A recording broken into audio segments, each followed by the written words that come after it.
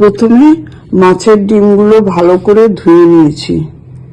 তারপর ডিমের মধ্যে নুন হলুদ ভালো করে মেখে নিলাম। এবার গ্যাস অন করে তাতে বসিয়ে দিলাম কড়াই।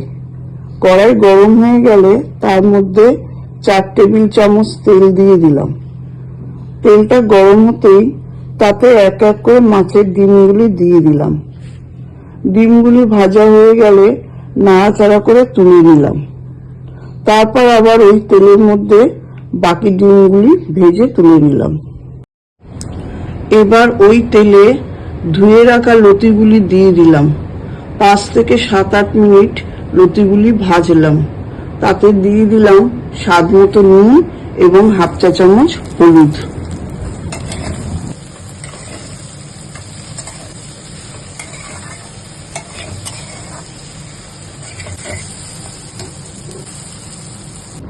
ভাজা হয়ে গেলে একটা বাটিতে তুলে নিলাম। আবার কড়াইতে একটু তেল দিয়ে দিলাম। তাতে কালো জিরে ফোড়ন দিয়ে একটা কেটে রাখা পেঁয়াজ দিয়ে দিলাম। আর দিলাম 4 কোয়া রসুন বাটা। তাতে 1 চামচ হলুদ এবং স্বাদ মতো নুন দিয়ে নাড়তে থাকলাম।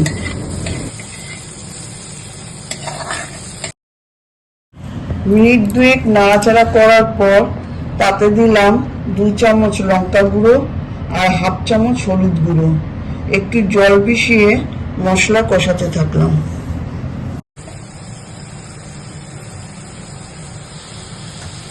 মশলা থেকে তেল ছাড়তে শুরু করলে তাতে ভেজে রাখা লতিগুলি দিয়ে আবার ভালো করে নাড়তে থাকলাম কিছুক্ষণ।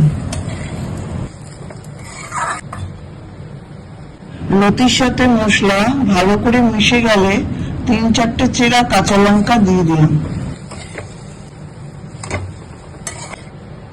আবার কিছুক্ষণ নাড়াচাড়া করার পর লতি ভালো করে নরম হয়ে গেলে তাতে দিয়ে দিলাম কিছুটা জল। কিছুক্ষণ পর ফুটে উঠলে সামান্য একটু চিনি দিলাম এবং তারপর অ্যাড করলাম আগে থেকে ভেজে রাখা পোনা মাছের ডিমগুলো।